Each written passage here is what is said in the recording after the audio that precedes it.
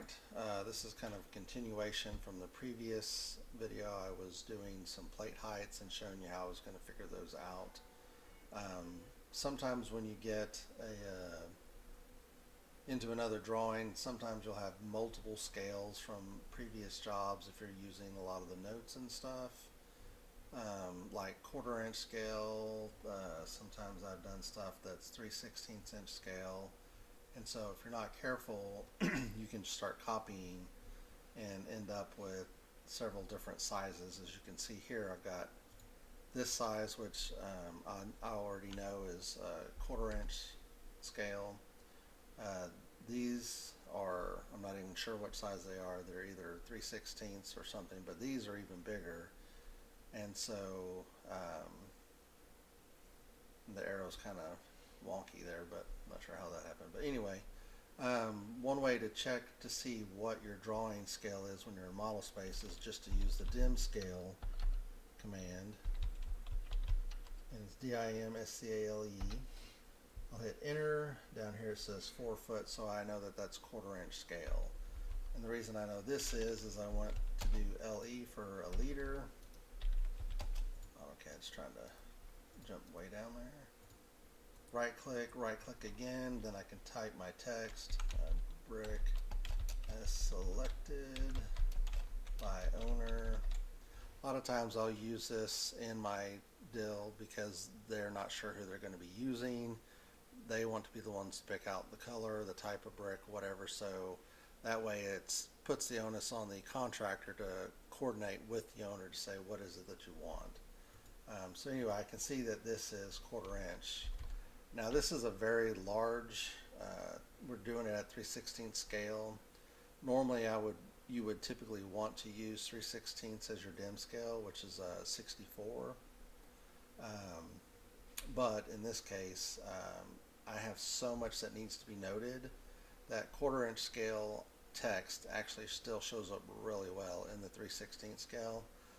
But again, I've got all these that are different sizes and stuff, so I could either just kind of go in and match prop, but you see how that just kind of changes everything and throws everything around. So I don't want to do that, and it would take a while. The other thing I can do is if I click on my text and go to properties, right here I can see that my text height is 4.5 inches for a 1/4 inch equals a foot.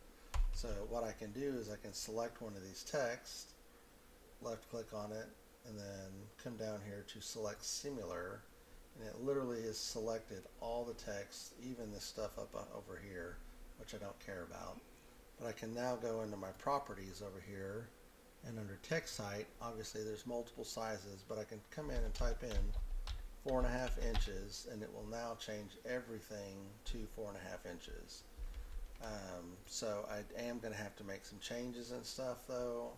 It does move some stuff around. It's no longer like this one.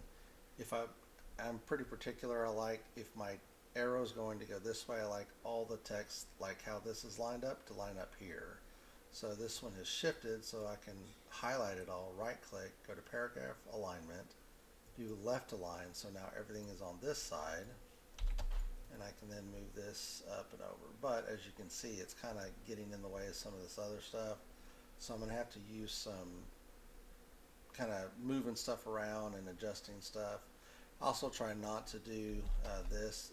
Occasionally you can't help it, but a lot of times the text is hard to read, and I've extracted my elevations into this sheet, which is my 4:1 front and rear elevations.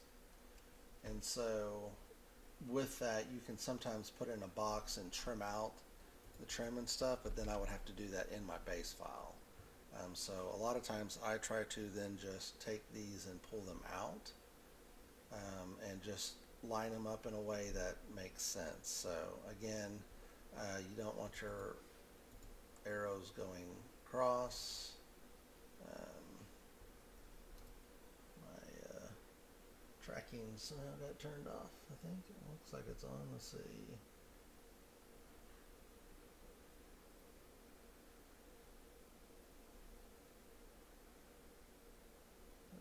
Let's see. Normally I've got it set to where it will, maybe it's because I didn't have O snaps on, to look like this and not to be, kind of turned funny and angled up. Another thing is when copying from other jobs, sometimes you copy stuff. You'll see here where I've got some, let's say elevation 18 feet, which is what I want for all of these. Instead of saying top of wall, I want it to say top plate, elevation, and then what the elevation is. So, but again, see, I've got some of these that don't have the elevation mark in it. So to fix that, I mean, obviously I'm going to have to either copy, and actually even these look different heights. Yes, they are. So apparently when I clicked these and did select similar, it did not select these because these are a different type of text. So I'm going to go in real quick under height, type in 4.5 inches. That gets them all to the right height that I want. So back to what I was saying about the elevation. I can just come in simply, do Control C, click in the front, Control V, and it's probably going to be the quickest way to do all of these, unfortunately. So just find the ones that have that, and the command stays active, so I can just keep kind of going through, finding the ones that don't have the elevation on it. Click in the front, Control V every time. This is probably the quickest way to get this adjusted and figured out. So, alright, another thing, this particular house is going to be using Hardy board and battened, and so some of these notes were copied from another job. I could try to hunt down all of these, or I can use the find command, which instead of metal building corner trim, this is now going to say Hardy board and batten as selected by owner. And so the way to do that is to find a note where I do actually have Hardy trim, and I can just come in here. It's a 1x4 trim, corner pane is selected by owner. I can right click copy, and then what I can do is do a find command, F-I-N-D.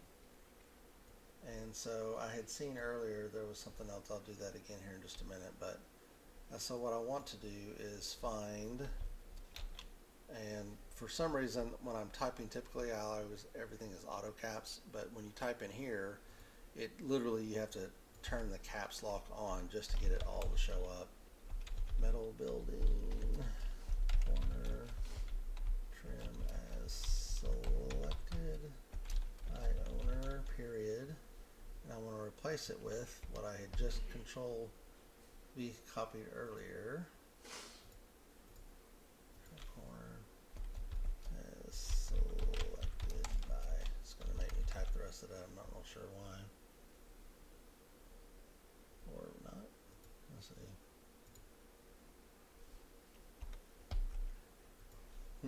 That's weird. Did by owner, and then I can do replace all, and so it found 8 instances of that. So I've now just fixed that. I can then click done, and so shrink this in to either where it's 3. Try not to do 4 or 5 unless there's just a lot in the note. I usually typically try to do 2, and then of course. Now that actually worked for this. It didn't work for what I said I was going to call it. Sorry about that. So anyway, I can now use this note, Hardy trim corner as selected by owner. I can also use that note here all around the windows.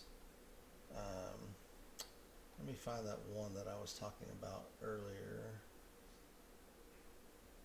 I may have already fixed it. Yeah, I think I did. So anyway, that's just a quick synopsis of how you can come into an existing drawing if someone else has been working on it. It's also just to kind of show you how you can use Dimscale to set your text and to the right scale. Again, the only way to really know if the text is the right size is to go ahead and type in the Dimscale.